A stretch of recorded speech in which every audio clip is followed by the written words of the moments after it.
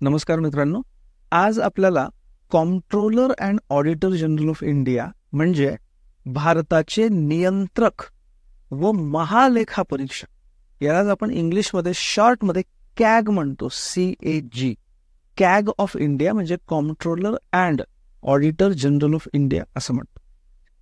आता याच्यात एक लक्षात ठेवायचं की बऱ्याचदा हा कॉम्प्ट्रोलर शब्द अनेक जण कंट्रोलर असा उच्चार करतात किंवा लिहितात, which is wrong.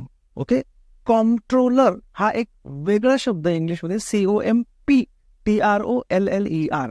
Okay, so comptroller and auditor general of India हे लक्षात ठेवायचं. ओके, आता ही एक संवैधानिक पद आहे आणि अत्यंत महत्वाचं पद आहे. इतकं महत्वाचं पद आहे की डॉक्टर बाबासाहेब आंबेडकर यांनी राज्यघटनेमधलं सगळ्यात महत्वाचं पद म्हणून या पदाच्या बाबतीत उल्लेख केलेला आहे. ते आपण नंतर बघणारच आहोत. So it is very very important. Okay, कुठे आहे? भाग 5 राज्यघटनेचा भाग 5 आणि प्रकरण पण 5 म्हणजे भाग 5 मधलं प्रकरण 5. ओके, 5 लक्षात ठेवायचं. भाग 5 जो आहे तो आहे द युनियन म्हणजे संघराज्य आणि त्याच्यातलं प्रकरण 5चं जे टायटल आहे ते आहे हेच आहे CAG, comptroller and auditor general of India. So भाग 5 प्रकरण 5. ठीक आहे, याच्यातली कोणती कलम आहेत तर कलम 148 ते 151, 48, 49, 50, 51 ही 4 महत्वाची कलम आहेत राज्यघटनेतली.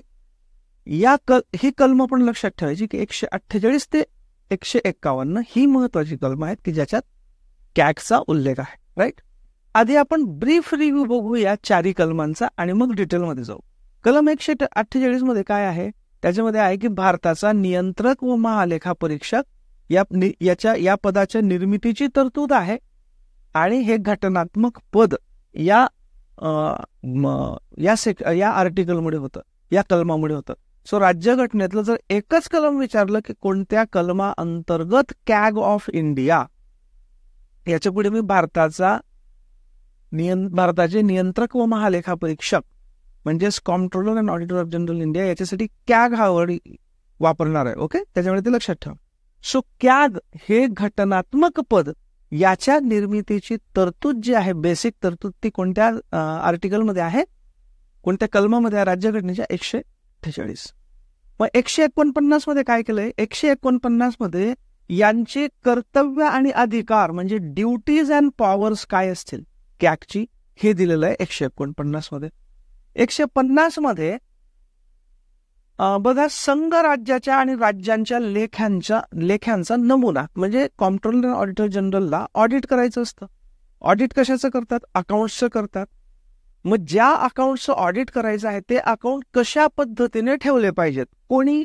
संघ राज्याने आणि राज्यांनी, कारण कॅग हा संघराज्य आणि राज्य दोघांच्या अकाउंट्सचं ऑडिट करत असतो आणि त्याच्यामुळे मग ज्या अकाउंटचं ऑडिट करणार आहे ते ऑडिट कोणत्या प्रकारच्या नमुन्यामध्ये ठेवायचं? बघा, वेगवेगळे नमुने असतात ना. आता समजा आपल्याला जात प्रमाणपत्र पाहिजे असेल तर जात प्रमाणपत्रासाठी ऍप्लिकेशन करण्याचा एक नमुना असतो. MPSC साठी UPSC साठी अप्लाय करायचं असेल त्याचा एक नमुना असतो. राईट, तो त्या MPSCने किंवा UPSCने किंवा जातीचं असेल तर ते राज्य सरकारने तो नमुना ठरवून दिला असतो की या नमुन्यात तुम्ही माहिती द्या. त्याच पद्धतीने कॅग हा संघ राज्याचं आणि राज्यांच्या अकाउंट्सचं ऑडिट करणार असतो. त्यामुळे ते अकाउंट्स कोणत्या नमुन्यामध्ये ठेवायचे हे कॅग ठरवून देतो आणि त्या कोणत्या कलमानुसार? 150व्या कलमानुसार. 151 म्हणजे ऑडिट रिपोर्ट, की हे कॅगने ऑडिट केल्यानंतर ते ऑडिट रिपोर्टचं काय होईल, कोणासमोर सादर केले जातील, कोणाला दिले जातील, त्याच्यावर पुढे काय कार्यवाही होईल वगैरे वगैरे, हे 151 मध्ये दिलेलं आहे. ओके, सो पदाची निर्मितीपासून तर फायनल त्याचं ऑडिटचं जे फंक्शन आहे कॅगचं इथपर्यंत या 4 कलमांमध्ये सगळं दिलेलं आहे. Okay, right.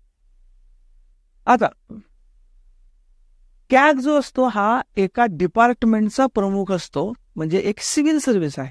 जसं IAS आहे, IPS आहे, IRS आहे, रेल्वे सर्व्हिसेस आहेत, फॉरेन सर्व्हिसेस आहेत, तशीच एक संघ राज्याची सर्व्हिस आहे.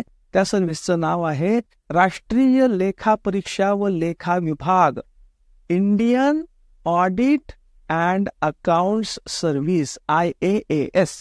Okay, Indian audit and account service. राष्ट्रीय किंवा भारतीय ऑडिट म्हणजे लेखापरीक्षा व अकाउंट म्हणजे लेखा, सर्व्हिस म्हणजे विभाग. ओके, ही एक सेवा आहे, नागरी सेवा आहे, संघराज्याची सेवा आहे.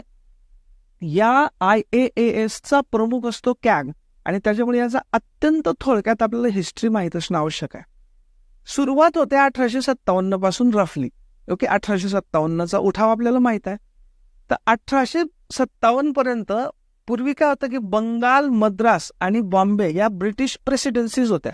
राईट, म्हणजे ब्रिटिश मेनली कुठे कॉन्सन्ट्रेटेड होते? बंगालमध्ये, नंतर मद्रासमध्ये आणि बॉम्बेमध्ये, म्हणजे आताचं मुंबईमध्ये. तर या 3 प्रेसिडेन्सीज होत्या. या तिन्ही प्रेसिडेन्सीजचे वेगवेगळे अकाउंट्स राखले जात. त्या प्रेसिडेंटसाठीचा एक गव्हर्नर पण वेगळा असायचा, त्यांचे अकाउंट्स पण वेगळे ठेवले जायचे. नंतर 1857 मध्ये उठाव झाला. 1857चा उठाव झाल्यानंतर सगळ्यात महत्वाचं काय बदललं? पूर्वी या सगळ्या प्रेसिडेन्सीज किंवा भारतातलं जे राज्य होतं याचा कंट्रोल कोणाकडे होते? ईस्ट इंडिया कंपनीकडे होता. लक्षात ठेवा, एक प्रायव्हेट कंपनी एका देशाचं राज्य चालवत होती. इमॅजिन करा. आणि म्हणून जेव्हा कुठलीही प्रायव्हेट कंपनी ही प्रमाणापेक्षा जास्त मोठी होते, कुठलीही प्रायव्हेट कंपनी ज्यावेळी, म्हणजे प्रायव्हेट असो पब्लिक लिमिटेड असो, म्हणजे जी सरकारी नाही, अशी कंपनी ज्यावेळी एखाद्या देशाच्या संसाधनांवर, रिसोर्सेसवर, महत्वाच्या उद्योगांवर पूर्ण कंट्रोल करायला बघते, त्यावेळी आपल्या डोक्यामध्ये धोक्याची घंटा वाजली पाहिजे. कारण अशा महाकाय कंपन्यांचा इतिहास अजिबात चांगला नाही. ते अत्यंत पिळवणूक करतात, लोकांना कळत सुद्धा नाही. आणि ज्यावेळी कळतं त्यावेळी बरंच शोषण झालेलं असतं. एक नवीन पुस्तक आलेलं आहे, टॅरी लिंपनचं आहे. त्याचं नाव आहे अनार्की. ओके, अनार्की म्हणजे अनागोंदी. त्या हिस्टोरियन आहेत ते टॅरी लिंपन. त्यांनी या पुस्तकामध्ये एक साधी ईस्ट इंडिया कंपनी की जी केवळ 10x12 किंवा 15x20 फुटाच्या लंडन मधल्या एका रस्त्यावरच्या या छोट्या रूम मधनं चालत होती, त्या कंपनीने एक अख्ख्या देशाला, भारताला, नुसत्या भारताला नव्हे तर भारत आणि दक्षिण आशियामधले अनेक देशांना गुलाम बनवलं. इतकी कंपन्यांची ताकद मोठी होऊ शकते जर त्याच्यावर कंट्रोल नाही केला तर. ओके, सो 1857चा उठाव ज्यावेळी झाला त्यावेळी ब्रिटिशांनी विचार केला की अरे, या कंपनीला आपण इतकं स्वातंत्र्य देऊन ठेवलेलं आहे की एकतर ही एवढ्या मोठ्या भारतीय उपखंडावर राज्य करते आहे आणि ते राज्यही व्यवस्थित करत नाहीये, की ज्याच्यामुळे हा मोठा उठाव झाला. आणि इतर तर तक्रारी होत्याच. मग 1858 मध्ये ईस्ट इंडिया कंपनीकडनं राज्य काढून घेण्यात आलं आणि ब्रिटिश पार्लमेंटकडे, म्हणजे ऑफिशियल ब्रिटिश सरकारकडे देण्यात आलं. म्हणजे तुम्ही असं म्हणू शकतात की भारत हा त्यावेळी एका कंपनीची संपत्ती होऊन गेलेला होता, ईस्ट इंडिया कंपनीची. ती ईस्ट इंडिया कंपनीचं नॅशनलायझेशन करून भारताचं ब्रिटिशांकडे नॅशनलायझेशन झालं, असं सुद्धा आपण इन्फॉर्मली म्हणू शकतो. ओके, सो ते ब्रिटिश पार्लमेंटकडे, ब्रिटिश सरकारकडे आला 1858 मध्ये. सो 1858 मध्ये काय झालं की 1857च्या उठावानंतर ईस्ट इंडिया कंपनीची सत्ता काढून ब्रिटिश पार्लमेंटकडे हस्तांतरित करण्यात आली. आणि मग हे 57-58 मध्ये, म्हणजे साधारणतः या उठावाच्या नंतर काय झालं, तिन्ही प्रेसिडेन्सीज ज्या होत्या, बंगाल, मद्रास आणि बॉम्बे, या तिन्ही प्रेसिडेन्सीजचे मिळून एकत्रित जनरल डिपार्टमेंट ऑफ अकाउंट तयार करण्यात आलं. जनरल डिपार्टमेंट ऑफ, कारण ईस्ट इंडिया कंपनीवर फार मोठे आरोप सुद्धा होते की ईस्ट इंडिया कंपनीचे जे अधिकारी आहेत ते स्वतःचा प्रायव्हेट ट्रेड करतात, नको ती युद्ध करतात, त्याच्यावर भरपूर खर्च करतात. त्यांनी त्यावेळी जे विशेष करून पश्चिम बंगालमधले सावकार होते, जगत शेठ म्हणायचे त्यांना, त्यांच्याकडनं प्रचंड कर्ज घेतलेलं होतं त्यांचं युद्धाला सपोर्ट करण्यासाठी वगैरे वगैरे, असं सगळं मिसमॅनेजमेंट होतं. So general department of account तयार करण्यात आला साधारणतः 1858 मध्ये. 1858 राईट. 1860 मध्ये, ओके, ही सुरुवात व्हायला लागली होती. 1860 मध्ये खऱ्या अर्थाने भारतीय लेखा परीक्षा आणि लेखा विभागाच्या मुहूर्तमेढीला सुरुवात झाली. ऑडिटर जनरल या पदाची निर्मिती करण्यात आली. सो खऱ्या अर्थाने जो Indian audit and account service आहे याची मुहूर्तमेढ रोवली गेली 1860 मध्ये. त्यावेळी ऑडिटर जनरल या पदाची निर्मिती झाली आणि सर एडवर्ड ड्रमंड हे पहिले ऑडिटर जनरल झाले. ओके, ऑडिटर जनरल पहिले 1860 मध्ये. यांचं होतं लेखे ठेवणे आणि लेखा परीक्षा दोन्ही कार्य एकत्र होते. म्हणजे काय, अकाउंट ठेवणे आणि त्यांचं ऑडिट पण करणे. आता बघा, अकाउंट ठेवणे आणि ऑडिट करणे याच्यातला फरक तुम्हाला समजला पाहिजे, नाही तर तुम्हाला शेवटपर्यंत या गोष्टी कळणार नाही.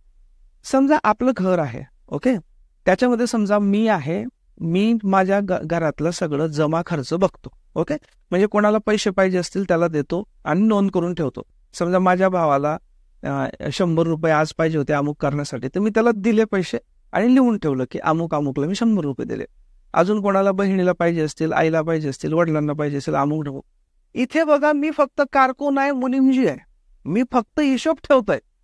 ओके, नंतर महिन्याच्या शेवटी समजा वडील बघतील, अरे दे तर मला हिशोब दाखवता आजचा या महिन्याचा, मग मी हिशोब दिल. मग वडील म्हणतील, किंवा आपण जर मुनिमजीचं एक्झाम्पल घेतलं तर मुनिमजी नुसता मेंटेन करतो अकाउंट, त्याला काय म्हणतात अकाउंट ठेवणे. किंवा घरात मी असेल तर मी नुसतं अकाउंट ठेवतोय. नंतर महिन्याच्या शेवटी समजा मुनिमजीचे हा अकाउंट शेठजी चेक करतील. शेठ म्हणतील, का रे 100 रुपये कशासाठी दिले तुला, मी तर सांगितलं होतं त्याला द्यायचे नाही, तू कसं काय देऊन टाकले. नंतर म्हणतील काय, पुढे समजा काय पाण्याचा टँकर मागवला त्याच्यासाठी 1000 रुपये दिले.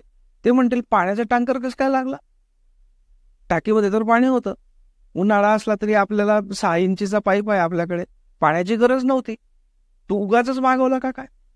हे जे शेठजी चेक करतायत किंवा वडील चेक करतायत, 4 प्रश्न विचारतात, हे झालं ऑडिट.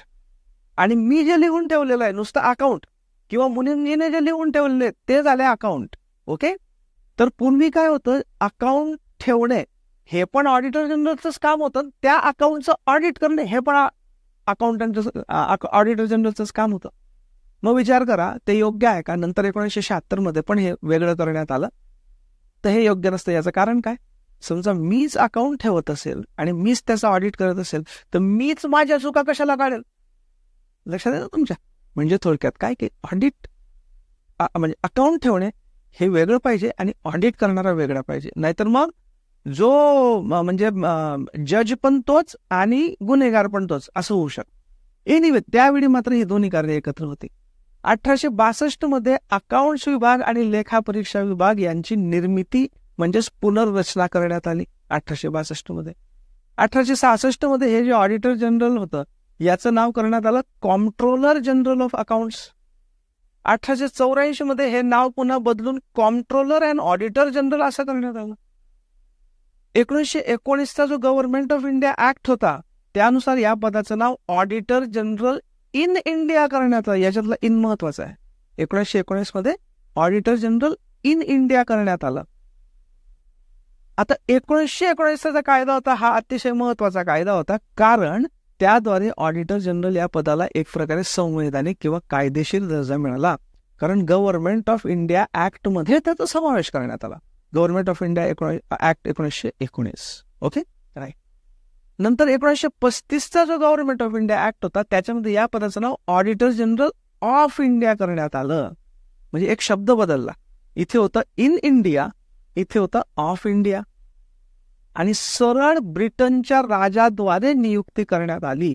म्हणजे एक प्रकारे या पदाला संवैधानिक स्वातंत्र्य मिळालं. स्वतंत्र भारताच्या महालेखा परीक्षांच्या तरतुदी या 1935च्या कायद्याद्वारे आधारित आहे. सो 1935चा कायदा 3 गोष्टी, एक ऑडिटर जनरल ऑफ इंडिया करण्यात आलं, नियुक्ती सरळ राजाकडून होईल असं करण्यात आलं, आणि तिसरं म्हणजे हे याच्यासाठी महत्वाचं आहे की स्वतंत्र भारताच्या ज्या प्रोव्हिजन्स आहेत, कोणत्या, कलम 148 ते 151 या विशेष करून या 1935च्या कायद्यावर आधारलेल्या आहेत, हे लक्षात ठेवा. मग 1947 मध्ये भारत स्वतंत्र झाला. त्यावेळी ज्यावेळी भारत स्वतंत्र झाला त्यावेळी सर बर्टी मॉनरो स्टेग हे ऑडिटर जनरल होते. जस्ट स्वातंत्र्य हे झालं, ते लगेच सगळे बदलले नाही ना. मग 1 वर्षांनी म्हणजे 1948 मध्ये हे स्टेक गेले आणि पहिल्यांदा स्वतंत्र भारताचे पहिले ऑडिटर जनरल व्ही नरहरी राव यांची नियुक्ती करण्यात आली. सो प्रश्न जर असा विचारला गेला की स्वतंत्र भारताचे पहिले भारतीय महालेखापरीक्षक, पहिले भारतीय, हे ऍड करून घ्या, ते कोण होते? व्ही नरहरी राव. आणि भारत स्वतंत्र झाला त्यावेळी कोण होते? तर स्टेग. ठीक आहे, हे लक्षात ठेवा. ओके. नंतर मग 1950 मध्ये राज्यघटना अंमलात आली. 27 मध्ये स्वातंत्र्य मिळालं, लगेच राज्यघटना अंमलात आली नाही, 50 मध्ये अंमलात आली. त्याच्यानंतर या पदाचं नाव comptroller and auditor general of India असं करण्यात आलं, कॅग ऑफ इंडिया. आणि हेच नाव आता कंटिन्यू चालू आहे. काय? Comptroller and auditor general of India, CAG of India. Okay, right. So CAG हे जे असतात, हा विभाग पाहिला, राष्ट्रीय लेखा परीक्षा व लेखा विभाग, इंडियन राष्ट्रीय किंवा भारतीय. Okay, Indian audit and account society, याचे हे प्रमुख असतात. त्यांना सार्वजनिक वित्ताचे पालक म्हणतात, म्हणजे कस्टोडियन ऑफ पब्लिक फायनान्स, की जे पब्लिक फायनान्स आहे सगळ्या देशाचं, त्याचे कस्टोडियन, त्याला सांभाळणारे, त्याच्यावर लक्ष ठेवणारे, हे कॅग असतात. केंद्र आणि राज्यस्तरीय संपूर्ण वित्तीय व्यवस्थेचे निर्माण करतात. लक्षात घ्या की कॅग हे फक्त केंद्राच्या वित्ताचं नियंत्रण किंवा नियमन करत नाही, तर केंद्राचं पण आणि सर्व राज्यांचं पण, आणि ज्यांच्या केंद्रशासित प्रदेशांमध्ये जिथे जिथे लेजिस्लेचर आहे तिथे पण सगळ्या इंडियाचं हे वित्तीय व्यवस्थेचं नियंत्रण करतात. आणि लोकशाही शासन व्यवस्थेचे जे प्रमुख आधार आहेत त्याच्यामध्ये एक महालेखापरीक्षक आहेत. कोणते आधार आहेत? महालेखापरीक्षक म्हणजे कॅग, सर्वोच्च न्यायालय, निवडणूक आयोग, संघ लोकसेवा आयोग म्हणजे UPSC, यांना लोकशाही शासन व्यवस्थेचे प्रमुख आधार मानले जातात. Okay, right. आता appointment and term of office म्हणजे नेमणूक आणि त्यांच्या पदाचा कालावधी किंवा पदावधी. कलम 48 मध्ये दिलेलं आहे बघा, राष्ट्रपती आपल्या सही शिक्क्यानसी अधिपत्राद्वारे यांची नियुक्ती करतात. कोण करतं? राष्ट्रपती. पंतप्रधान नव्हे, राष्ट्रपती. किंबहुना जे सर्व संवैधानिक पदं आहेत त्यांच्यामध्ये असाच उल्लेख आहे की राष्ट्रपती त्यांची नियुक्ती करतात. ओके, स्वतःच्या सही शिक्क्यानसी. बघा, हे ऍक्च्युअल जी ऑफिशियल मराठी हे आहे, व्हर्जन आहे, त्याच्यात हे दिलेलं आहे बघा. भारताला एक नियंत्रक व महालेखापरीक्षक असेल आणि तो राष्ट्रपतीकडून सही शिक्क्यानिशी अधिपत्राद्वारे नियुक्त केला जाईल. ओके, हे comptroller and auditor general of इंडियाच्या वेबसाईटवरून पण मी घेतलेलं आहे. Shall be appointed by president by warrant, warrant अधिपत्र. ओके, त्याला इंग्लिश मधला ओरिजिनल जो वर्ड आहे तो आहे warrant. Under his hand and seal, सही शिक्क्यानिशी म्हणजे अंडर हँड अँड सील. कोणाचा? राष्ट्रपतींचा, प्रेसिडेंट. ओके, त्याच्यानंतर ज्यावेळी नियुक्ती होते CAGची, त्यावेळी पदग्रहण करण्यापूर्वी राष्ट्रपतींसमोर किंवा राष्ट्रपतींनी प्राधिकृत केलेल्या दुसऱ्या कुठल्या तरी व्यक्तीसमोर त्यांना शपथ किंवा प्रतिज्ञा घ्यावी लागते. हे पण लक्षात ठेवायचं. जी प्रतिज्ञा किंवा शपथ घ्यायची आहे तिचा नमुना दिलेला आहे 3ऱ्या अनुसूचीमध्ये, आणि तो कसा आहे? सर्वोच्च न्यायालयाच्या न्यायाधीशांनी घ्यायच्या शपथेसारखाच आहे किंवा प्रतिज्ञेसारखाच आहे. इनफॅक्ट एक थंब रूल सांगतो मी तुम्हाला. थंब रूल, जनरल रूल आहे, स्पेसिफिक नाही. थंब रूल, जर तुम्हाला काही कन्फ्युजन झालं तर साधारणतः लक्षात ठेवा की कॅगचं सर्व हे साधारणतः सर्वोच्च न्यायालयांच्या न्यायाधीशांसारखं असतं. मग तो पगार म्हणा, पेन्शन म्हणा, प्रतिज्ञा म्हणा, अपॉइंटमेंट म्हणा, हे सगळं. ओके, हा थंब रूल आहे. म्हणजे तुम्हाला जर काही स्पेसिफिक गोष्ट एखादी नाहीच आठवली तर हे ठोकून द्यायचं, सर्वोच्च न्यायालयासारखं जे असेल ते आठवलं ते बरोबर येण्याची जवळपास 90% शक्यता आहे. ओके, अर्थात ही ठोकाठोकी कमी केलेली बरी, जितकं आपल्याला व्यवस्थित येत असेल तितकं चांगलं. आता यांच्या पदाचा कालावधी घटनेत निश्चित करण्यात आलेला आहे. घटनेमध्ये 148 ते 151 कलमामध्ये कुठेही दिलेलं नाही की हे किती वर्षांसाठी नियुक्त केले जातील. ओके, ते वेगळ्या संसदीय कायद्याद्वारे निश्चित केलेलं आहे. कारण काय की कॅगच्या ज्या सेवा, शर्ती, पदावधी वगैरे वगैरे हे काय केलेलं आहे की राज्यघटनेने संसदेवर सोडलेलं आहे. संसदेला अधिकार दिला की तुम्ही वेगळा कायदा करून हे ठरवा आणि त्यानुसार संसदेने एक कायदा केलेला आहे. त्या कायद्याचं नाव आहे डीपीसी ऍक्ट 1971. DPC act. याच्यातला डीपीसी म्हणजे काय? डी म्हणजे ड्युटीज, पी म्हणजे पॉवर्स आणि सी म्हणजे conditions of service act 1971. Okay. Comptroller and auditor generals duties, powers and conditions of service म्हणजे कर्तव्ये, अधिकार आणि सेवा शर्ती यांच्याशी संबंधित कायदा 1971. ओके. या कायद्यानुसार लक्षात ठेवा, आता जे मी पदावधी सांगतो तो या कायद्यानुसार आहे, राज्यघटनेनुसार नाही, राज्यघटनेत दिलेलं नाही. पदग्रहण केल्यापासून 6 वर्षे किंवा वयाची 65 वर्षे पूर्ण होईपर्यंत जे आधी घडेल ते. समजा माझी नेमणूक कॅग म्हणून झाली आणि आत्ता माझं वय आहे 61 वर्ष. ओके. सो 6 वर्ष म्हणजे किती? आता समजा माझं वय 61 वर्ष असेल तर 6 वर्ष ऍड केली तर किती होईल? 67. आणि दुसरी कंडिशन आहे काय? 65. ओके. म्हणजे 6 वर्षाच्या कालावधीनुसार मी 67व्या वर्षी काम करू शकतो, वर्षीपर्यंत काम करू शकतो. पण कंडिशन काय आहे? मॅक्सिमम 65. म्हणजे काय की समजा 2024 मध्ये मी समजा 61 वर्षांचा आहे. ओके. तर 6 वर्षाच्या कालावधीनुसार मी किती पर्यंत काम करू शकेल? 2024 अधिक 6 2030 पर्यंत. बरोबर. पण मी आता 61 वर्षाचा आहे तर मला 65 वर्ष पूर्ण व्हायला किती बाकी आहेत? 4 वर्ष. म्हणजे ते कधी होतील? मला 65 वर्ष 2028 ला. बरोबर. मग काय आधी येत आहे? 2028 आधी येत आहे ना, मग मी 2028 मध्ये मी रिटायर होईल या पद्धतीने. ओके. राईट. हे दिलेलं आहे. मात्र पदावधी म्हणजे समजा माझं 2028 पर्यंत आहे, पण 2028च्या आधी मी राष्ट्रपतींकडे राजीनामा देऊ शकतो. ओके. राष्ट्रपतींकडे राजीनामा देऊ शकतो. आणि जर माझ्या बाबतीत काही प्रॉब्लेम असेल तर मला पदावरनं दूर सुद्धा करता येतं. पण हे दूर करण्यासाठी मात्र महाभियोग चालवावा लागतो. त्या महाभियोगाच्या कंडिशन अशा आहेत. नंबर 1, कशाच्या बेसिसवर मला दूर करता येऊ शकतं? तर त्याच्यामध्ये दोन गोष्टी आहेत. कोणत्या? प्रूव्ड मिसबिहेवियर म्हणजे सिद्ध झालेले गैरवर्तन, की मी काहीतरी गैरवर्तन केलेलं आहे आणि ते सिद्ध झालेलं. किंवा इनकॅपॅसिटी म्हणजे अक्षमता, मी कॅग म्हणून कार्य करण्यास कॅग म्हणून कार्य करण्याची माझी क्षमता नाही, अक्षम आहे. फक्त या 2 कारणांसाठी. ओके. आणि हे कशासारखे आहे परत? हे सर्वोच्च न्यायालयाच्या न्यायाधीशांसारखंच आहे. म्हणजे दोन्ही गोष्टी लक्षात ठेवा की सर्वोच्च न्यायालयाच्या न्यायाधीशांना पण कोणत्या 2 कारणांना काढून टाकता येऊ शकतं? एक म्हणजे प्रूव्ड मिसबिहेवियर म्हणजे सिद्ध झालेले गैरवर्तन, दुसरं अक्षमता म्हणजे इनकॅपॅसिटी. पण हे कसं?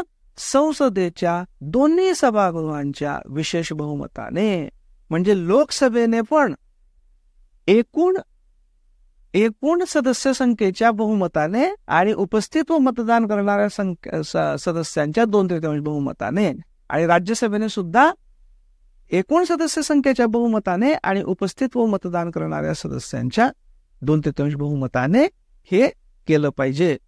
So by an order of president passed after an address in each house वगैरे वगैरे. आणि त्यानंतर हे जर झालं तर मग प्रेसिडेंट म्हणजे राष्ट्रपती मला पदावरून दूर करण्याचा आदेश. ओके. आणि स्वातंत्र्यपूर्व काळात देखील ब्रिटिशांनी अशी तरतूद केलेली होती. याचं कारण काय? की त्यांचं स्वातंत्र्य अबाधित राहील. ओके. राईट. पुढचं मग आता बघा की एक इतकं महत्वाचं पद आहे तर याच्यासाठी म्हणजे या पदावर जो माणूस असतो, या पदावरच्या माणसाला अत्यंत भेदभावरहित पद्धतीने काम करणं अपेक्षित आहे. तसं काम करायचं असेल तर त्याला स्वातंत्र्य असलं पाहिजे. मग ते स्वातंत्र्य कसं दिलेलं आहे, त्याचा इंडिपेंडन्स कसा मेंटेन केलेला आहे? पहिला म्हणजे कार्यकालाची व पदावधाची सुरक्षा 6 वर्ष किंवा 65 याच्यापैकी एक. ओके. त्याच्यानंतर त्याला पदावरनं दूर करायचं असेल तर अत्यंत कठीण पद्धती दिलेली जी आता आपण बघितली, म्हणजे त्याचं पण त्याला टेन्शन नाही. आता बघा नॉर्मल शासकीय अधिकारी जे असतात, आता हे पण एका अर्थाने शासकीय अधिकारी आहेत. याचं कारण काय की ते एका इंडियन ऑडिट अकाउंट सर्व्हिसचे हेड आहेत. बरोबर. आणि त्यांची नेमणूक कोण करतं? प्रेसिडेंट. आपण बघितलं ना, प्रेसिडेंट आपल्या सही शिक्क्यानुसार करतात. पण त्यांची नेमणूक जरी प्रेसिडेंट करत असले, त्यांची नेमणूक जरी राष्ट्रपतींमार्फत होत असली, तरी सुद्धा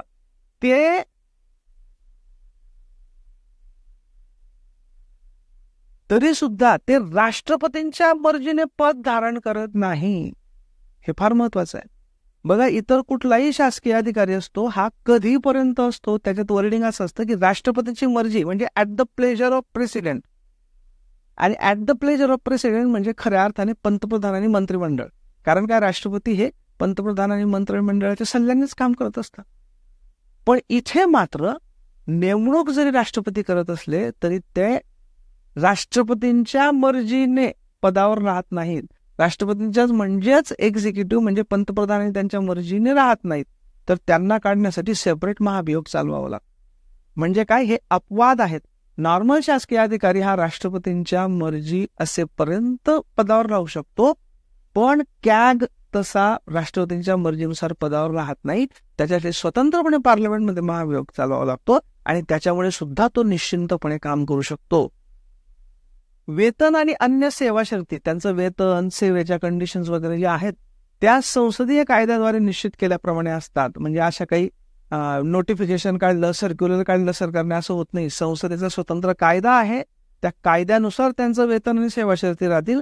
म्हणजे त्याच्यात इझिली बदल करता येईल. बरोबर. त्यांचं जे सर्वोच्च न्यायालयाच्या न्यायाधीशांनी इतकं वेतन असतं त्यांना. आत्ता जे लेटेस्ट जर आपण बघितलं, हे मी डिपार्टमेंट ऑफ जस्टिस जे आहे आपलं न्याय मंत्रालय, त्याच्यातला ऑफिशियल हा स्क्रीनशॉट आहे. त्याच्यानुसार बघा, सुप्रीम कोर्टाचे जज, ओके, सर्वोच्च न्यायालयाचे न्यायाधीश, सर्वोच्च न्यायालयाचे मुख्य न्यायाधीश नाही, सर्वोच्च न्यायालयाचे न्यायाधीश, त्यांची सध्या बघा, त्यांचा सध्याचा जे वेतन आहे ते 2.5 लाख पर मंथ आहे. कधीपासून हे आहे?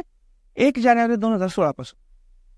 हा व्हिडिओ कदाचित तुम्ही 2, 4, 5 वर्षांनी ऐकला, त्यावेळी बदल असू शकतो. मी जे बोलतोय ते 2024 मध्ये बोलतोय, ज्यावेळी 1 जानेवारी 2016 बदल अस्तित्वात आहेत. त्यानुसार सर्वोच्च न्यायालयाच्या न्यायाधीशांचं मंथली वेतन, ओके, मासिक वेतन आहे 2.5 लाख रुपये. तेवढंच कॅगला मिळतं. ओके, ठीक आहे. त्यांच्या नियुक्तीनंतर त्यांचं वेतन, अनुपस्थिती रजा, निवृत्ती वेतन वगैरे वगैरे, निवृत्तीचे वय याच्याविषयीच्या त्यांच्या अधिकारांमध्ये त्यांना अहितकारक होतील असे बदल करता येणार नाहीत. ओके, समजा मला कॅग म्हणून नेमलं आणि मी सरकार विरोधी काहीतरी रिपोर्ट द्यायला लागलो, मग सरकार लगेच काय म्हणेल, अरे यांचा पगार कमी करून टाका, यांचा स्टाफ काढून घ्या, हे जरा जास्तच करतायत सरकार विरुद्ध. पण असं करता येणार नाही. एकदा माझी नेमणूक झाली की माझी नेमणूक झाल्यानंतर वेतन, भत्ते, सेवा शर्ती यांच्या बाबतीत मला अहितकारक किंवा मला हानिकारक ठरतील असे बदल करता येणार नाहीत. Okay, right. म्हणजे मी अजून निश्चिंत झालो. महालेखा परीक्षक यांचा पदावधी संपल्यानंतर, पदावरून दूर झाल्यानंतर ते भारत सरकारच्या किंवा राज्य सरकारच्या नियंत्रणाखालील कोणतेही पद धारण करण्यास पात्र राहणार नाहीत. म्हणजे आयदर माझं समजा 6 वर्षाचा कालावधी संपला किंवा 65 वर्ष झाले किंवा मी स्वतःच राजीनामा देऊन टाकला वगैरे वगैरे, तर त्याच्यानंतर मला भारत सरकारच्या नियंत्रणाखालील किंवा राज्य सरकारांच्या नियंत्रणाखालील कुठलंही पद धारण करता येणार नाही. हे कशासाठी? हे याच्यासाठी की जर भारत सरकारमध्ये किंवा राज्य सरकारमध्ये एखादं पद मला मिळू शकत असेल रिटायरमेंट नंतर, तर मी काय करेल, तर मी असं करेल की माझ्या कालावधीत सरकारला अनुकूल अशीच रिपोर्ट देईल, जेणेकरून सरकारची माझ्यावर मर्जी राहील आणि मग रिटायरमेंट नंतर मला कुठल्या तरी एखाद्या सरकारच्या नियंत्रणाखाली, स्टेट गव्हर्नमेंटच्या किंवा सेंट्रल गव्हर्नमेंटच्या नियंत्रणाखालच्या एखाद्या ठिकाणी मोठं पद मिळेल. तसं झालं तर मग मी सर्व्हिस करताना इम्पार्शल, भेदभावरहित सर्व्हिस करणार नाही, म्हणून हे केलेलं आहे की. पण अर्थात याच्यावर अनेकदा टीका होते. उदाहरणार्थ, एक कॅग रिटायर झाल्यानंतर फायनान्स कमिशनचे चेअरमन बनले होते. त्यावेळी टीका झाली होती की फायनान्स कमिशन हे भारत सरकारच्या अंडरचं ऑफिस मानायचं का नाही. एक कॅग रिटायर झाल्यानंतर त्यांची BCCI वरच्या एका पदावर नियुक्ती झाली होती. तुम्ही गुगल करून बघा कोणते कॅग हे BCCI वर गेले होते. त्यावेळी टीका झाली होती की जरी BCCI हे सरकारच्या अखत्यारीत नसलं तरी सरकारचा इनडायरेक्टली त्याच्यावर कंट्रोल असतो आणि ते एक प्रकारे रिवॉर्ड असल्यासारखं असतं या पद्धतीने. तर अशा प्रकारे आरोप प्रत्यारोप होत असतात. एनिवेज, किमान ही डायरेक्ट भारत सरकार किंवा राज्य सरकारच्या कुठल्याही याच्या अंडर पद घेता येणार नाही, ही किमान घटनात्मक तरतूद केलेली आहे.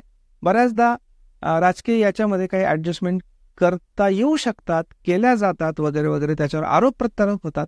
त्याच्यात किती खरं किती खोटं वगैरे हे तुम्ही स्वतः करा, स्वतः डिसाईड करा, स्वतःची बुद्धी वापरा आणि त्यानंतर तुम्ही तुमचं मत बनवा त्याच्या बाबतीत. एनिवे, याच्याने काय होतं, किमान जो नॉर्मल माणूस असेल तो कॅग झाला तर त्याला हे माहित असतं की याच्यानंतर मला कुठे गव्हर्नमेंटमध्ये कुठलं पद धारण करायचं नाहीये, त्याच्यामुळे मी आता जे काही आहे ते इम्पार्शली भेदभावरहित व्यवस्थित काम करेल आणि अशा प्रकारे त्याच्यामुळे त्याचं स्वातंत्र्य अबाधित राहतं. राष्ट्रपतींनी महालेखा परीक्षकांच्या सल्ल्याने तयार केलेल्या नियमांनुसार ओके, भारतीय लेखा परीक्षण व लेखा परीक्षक या IAS मध्ये असलेल्या व्यक्तींच्या सेवा शर्ती आणि महालेखा परीक्षकांचे प्रशासकीय अधिकार असतील. म्हणजे हे जे डिपार्टमेंट आहे IAAS, हे डिपार्टमेंट आणि महालेखा परीक्षक यांच्या ज्या सेवा शर्ती आहेत वगैरे वगैरे, प्रशासकीय अधिकार आहेत, हे कसे ठरवतील, हे राष्ट्रपती महालेखा परीक्षकांच्या मदतीने ठरवतील. म्हणजे थोडक्यात काय की माझं ऑफिस मी कसं चालवावं, माझ्या स्टाफचे सेवा शर्ती कशा असल्या पाहिजेत, वेतन कसं असलं पाहिजे वगैरे वगैरे, हे माझ्या सल्ल्याने ठरवलं जाईल. म्हणजे मला त्याच्यात स्वातंत्र्य मिळेल ते डिपार्टमेंट चालवायला. Okay, right. त्याच्यानंतर महालेखा परीक्षकांच्या कार्यालयाचा सर्व प्रशासकीय खर्च, त्याच्यात याचा सुद्धा समावेश आहे. सर्व कर्मचाऱ्यांचे पगार, भत्ते, पेन्शन यासहित हे भारताच्या संचित निधीवर प्रभारित म्हणजे चार्जड असतात. हे फार महत्वाचे. दिस इज व्हेरी इम्पॉर्टंट.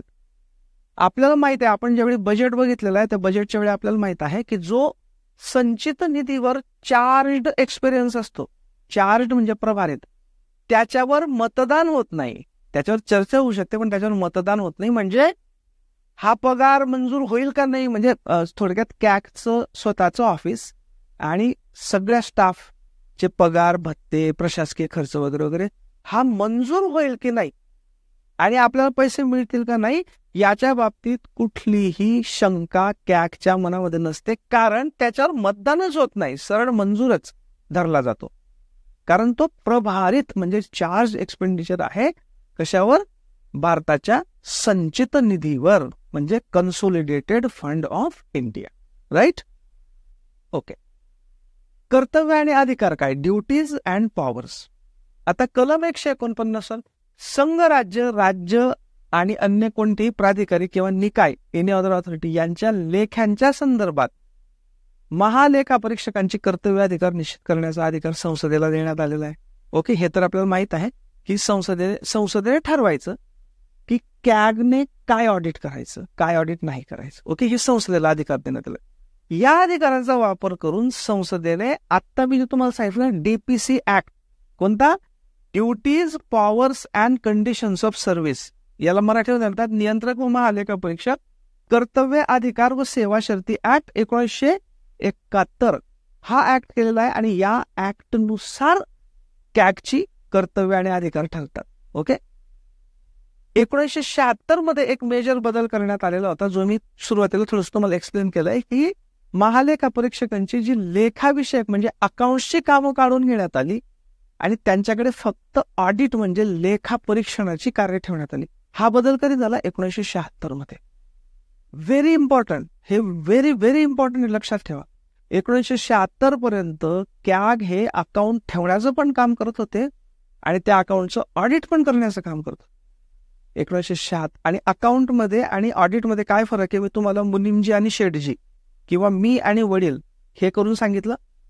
तर 1976 मध्ये अकाउंट जे आहेत ते डिपार्टमेंटलाइज करण्यात आले. ओके, म्हणजे डिपार्टमेंटकडेच देण्यात आले. ओके, आणि कॅगकडे फक्त ऑडिटचं काम ठेवण्यात आलं. म्हणजे आता कॅग फक्त ऑडिट करतं कधीपासून? 1976 पासून. मग हा घटना आणि हा जो 1971चा कायदा आहे यानुसार काय काय कामं आहेत किंवा काय अधिकार आहेत कॅगचे. पहिलं, संचित निधीशी संबंधित. आपल्याला माहित आहे की 3 महत्वाचे निधी किंवा अकाउंट्स आहेत बजेटमध्ये आपण बघितले. 1, संचित निधी म्हणजे कन्सोलिडेटेड फंड ऑफ इंडिया. 2, आकस्मिक निधी म्हणजे कंटिंजन्सी फंड ऑफ इंडिया. आणि 3, सार्वजनिक लेखे म्हणजे public accounts. Right, okay. So जो संचित निधी आहे तो भारताचा संचित निधी आणि प्रत्येक राज्याचा संचित निधी आणि प्लस ज्या ज्या केंद्रशासित प्रदेशांमध्ये विधानसभा आहे त्यांचे पण संचित निधी, या सगळ्यांच्या खर्चाशी संबंधित लेख्यांचं लेखापरीक्षण ते करतात. ओके. सो संचित निधी कोणाकोणाचा? केंद्राचा पण, राज्यांचा पण, आणि ज्या केंद्रशासित प्रदेशांमध्ये विधानसभा आहेत त्यांचा पण संचित निधी, त्याच्यातल्या खर्चाचं ऑडिट हे करतात.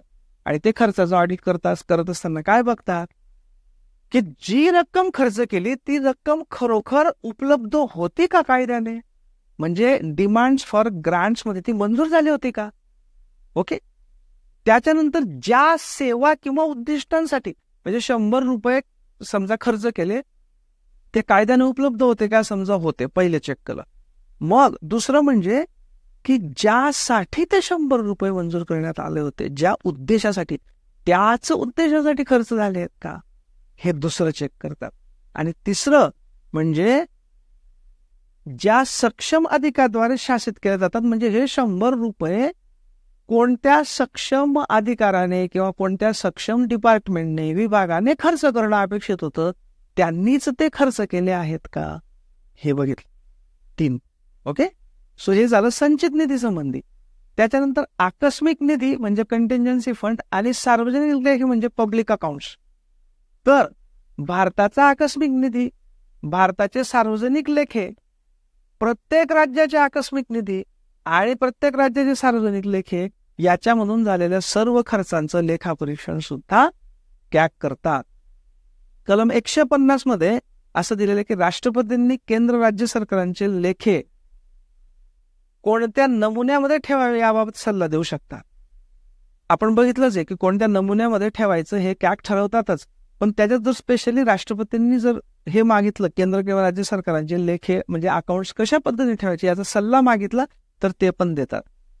त्याच्यानंतर केंद्र सरकार आणि राज्य सरकारच्या प्रत्येक विभागाने केला व्यापार म्हणजे काय, ट्रेडिंग. कारण राज्य सरकार सुद्धा व्यापार करू शकतं, केंद्र सरकार पण व्यापार करू शकतं, पूर्वी होते असे ट्रेडिंग कॉर्पोरेशन्स. त्याच्यानंतर उत्पादन म्हणजे ऍक्च्युअल मॅन्युफॅक्चरिंग, जमा खर्चाचे लेखे म्हणजे profit and loss accounts. Okay. Actually याला जमा खर्चाचं म्हणण्यापेक्षा नफा तोटा म्हणलं पाहिजे, नफा तोटा पत्रक. बॅलन्स शीट्स म्हणजे ताळेबंद आणि इतर दुय्यम लेखे म्हणजे अदर सबसिडरी अकाउंट्स. हे कुठल्याही केंद्र सरकारच्या किंवा राज्य सरकारच्या विभागाने जे ठेवलेले असतात त्यांचं सुद्धा ऑडिट करतात. त्याच्यानंतर पुढील संस्थांच्या जमा खर्चाचे लेखापरीक्षण कोणत्या कोणत्या, सबस्टॅन्शियली फायनान्स्ड म्हणजे बघा जे निकाय किंवा प्राधिकारी आहेत, म्हणजे थोडक्यात ज्या ऑथॉरिटीज आहेत की ज्यांना फार मोठ्या प्रमाणावर वित्त पुरवठा, अर्थपुरवठा हे केंद्र सरकार किंवा राज्य सरकार करत असतं, त्यांचं ऑडिट म्हणजे सबस्टॅन्शियली फायनान्स. म्हणजे समजा एखादं महामंडळ असेल, त्या महामंडळाला पुरवला जाणारा 90% निधी समजा केंद्र सरकार पुरवत असेल किंवा राज्य सरकार पुरवत असेल, तर तो निधी म्हणजे ते याचा अर्थ काय की मोठ्या प्रमाणावर वित्त पुरवठा सरकार करताय, केंद्र किंवा राज्य सरकार करताय. मग जर केंद्राचा किंवा राज्य सरकारचा निधी वापरला जातो आहे तर त्याचं ऑडिट व्हायला पाहिजे, ते ऑडिट सुद्धा कॅग कर. ओके. त्याच्यानंतर सरकारी कंपन्या, इतर महामंडळे आणि निकाय जर त्या कायद्यांमध्ये तशी तरतूद असेल. आता काय असतं, काही महामंडळ किंवा काही कॉर्पोरेशन्स असतात, हे ज्यावेळी शासन स्थापन करतं त्यावेळी ज्या कायद्याने स्थापन करतं त्या कायद्यामध्ये अशी तरतूद असते की बाबा याचं ऑडिट कॅग करतील. तशी जर तरतूद असेल कायद्यात तर त्याचं सुद्धा ऑडिट कॅग करतात. ओके. त्याच्यानंतर केंद्र सरकार आणि प्रत्येक राज्य सरकार यांच्या जमा खर्चाचे लेखापरीक्षण म्हणजे महसुलाचे मूल्यांकन म्हणजे व्हॅल्युएशन बरोबर केलंय का, संकलन कंपायलेशन बरोबर केलेलं आहे का, त्यानंतर क्लासिफिकेशन बरोबर केलं आहे का, आणि हे अशा पद्धतीने केलं आहे का की ज्याच्याने आपल्याला ऑडिट व्यवस्थित करता येईल, हे सुद्धा कॅग बघतात. त्याच्यानंतर सिंकिंग फंड, एकतर कर्जे म्हणजे लोन्स किंवा डेट्स, सिंकिंग फंड निक्षेप निधी. हे थोडंसं कठीण आहे, लक्षात म्हणजे पाठ वगैरे करू नका. एक निक्षेप निधी किंवा सिंकिंग फंड एवढा शब्द लक्षात ठेवा. अग्रिमे म्हणजे ऍडव्हान्सेस, ठेवी डिपॉझिट्स, सस्पेन्स अकाउंट्स, रेमिटन्सेस म्हणजे एकाने दुसऱ्याला पैसे देणे, व्यवसाय यांच्याशी संबंधित लेखापरीक्षण सुद्धा कोण करतं तर कॅग करतात. राईट. ओके.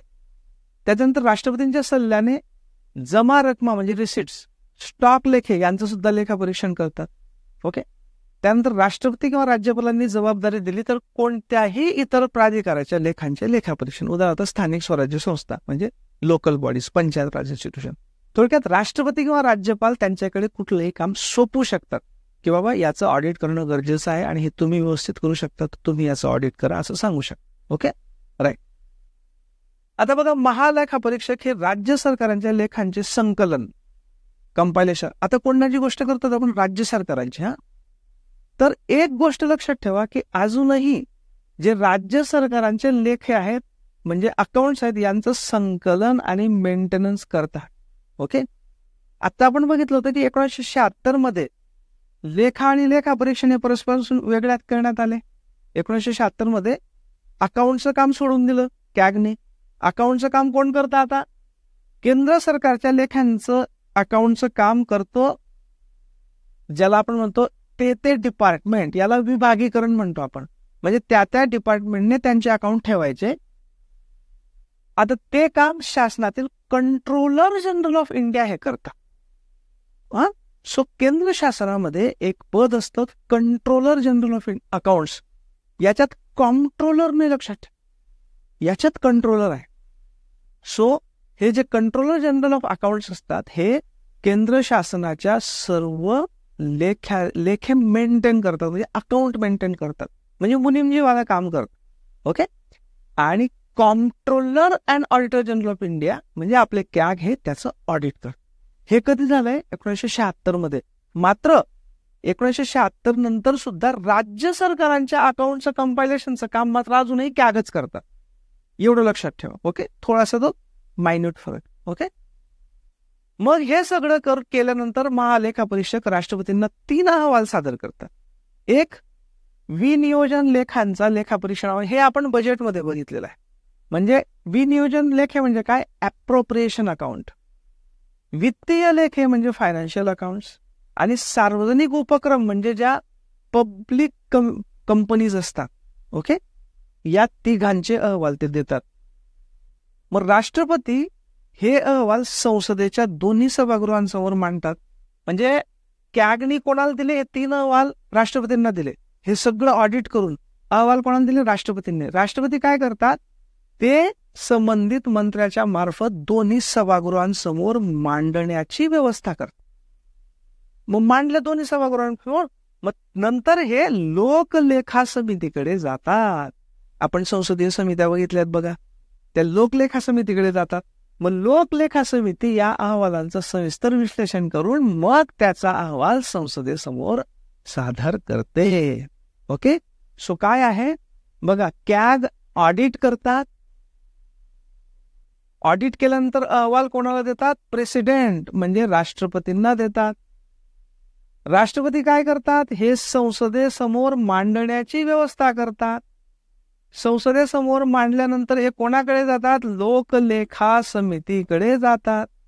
लोकलेखा समिती याचं व्यवस्थित विश्लेषण करून मग त्याच्या सहित आपला अहवाल पुन्हा संसदेसमोर सादर करत. ओके. हा तो फ्लो आहे. सन 2000 पासून निर्गुंतवणुकीच्या व्यवहारांची तपासणी करण्याची पण जबाबदारी दिली. निर्गुंतवणीकरण म्हणजे काय? डिसइन्व्हेस्टमेंट किंवा डायव्हेस्टमेंट म्हणजे काय? अनेक असे जे उपक्रम आहेत की ज्याच्यात भारत सरकारचे शेअर आहेत ते शेअर काढून घेणे, विकून टाकणे, याला निर्गुंतवणुकीकरण म्हणतात. तर त्याच्या व्यवहारांचं पण ऑडिट यांच्याकडे दिलेलं आहे. कलम 151 मध्ये महालेखापरीक्षक केंद्र सरकारच्या लेखांविषयीचे ऑडिट रिपोर्ट राष्ट्रपतींना सादर करतात. राष्ट्रपती हे अहवाल संसदेच्या, हे आपण बघितलंच. कुठला? हा फ्लो हा 151 मध्ये दिलेला आहे, त्यामुळे तुम्ही रिपीट करत नाही. ओके. राईट. आता 151(2) मध्ये महालेखापरीक्षक राज्यांच्या लेखांविषयीचे अहवाल हे राज्यपालांना सादर करतात. हे बघा, जे केंद्राचे होते ते कॅगने कोणाकडे दिले होते? राष्ट्रपतींकडे. राष्ट्रपतींनी संसदेमध्येच. तसंच जे राज्यांचे पण अहवाल कॅगच करतात, राज्यांच्या अकाउंटचे. राज्यांचे अहवाल ते राज्यपालांना देतात. राज्यपाल हे अहवाल राज्य विधिमंडळ समोर ठेवण्याची व्यवस्था करतात. ओके. सो राज्यांचे अहवाल राज्यपालांकडे, राज्यपाल ते कुठे मांडण्याची व्यवस्था करतात? राज्याचे विधानमंडळ. Okay, right. कलम 279 आहे, हे पण लक्षात ठेवा. थोडं कठीण आहे किंवा इतकं इम्पॉर्टंट नाही, पण लक्षात ठेवा. एखाद्या प्रदेशाशी संबंधित असलेला कोणताही कर किंवा शुल्क याचे निव्वळ उत्पन्न म्हणजे नेट प्रोसिड्स महालेखा परीक्षक यांच्याकडून प्रमाणित केले जातील आणि त्यांचे प्रमाणपत्र अंतिम ठरेल. बघा, कुठलाही कर किंवा शुल्क असतो, त्याचं निव्वळ उत्पन्न म्हणजे काय? समजा मला एखादा कर वसूल करायचं काम दिलेलं आहे. समजा मी 100 रुपये कर वसूल करून दिला सरकारला.